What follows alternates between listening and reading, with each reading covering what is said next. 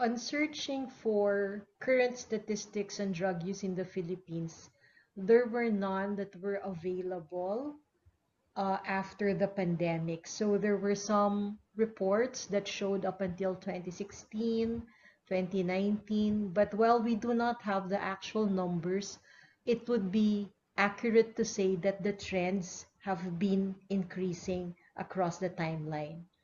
In 2023, though, the United Nations came up with a report of the global drug situation, and they reported that as of 2021, there were 296 million drug users in the entire world.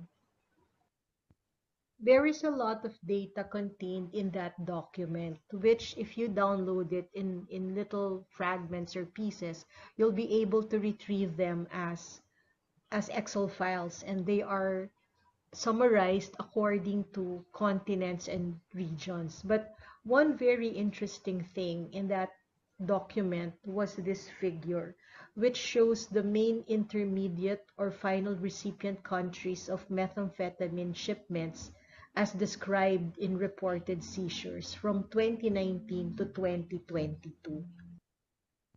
And this slide shows you areas of gray and areas of purple with light purple and deeper purple shades. So the deeper purple shades would connote higher numbers of seizures.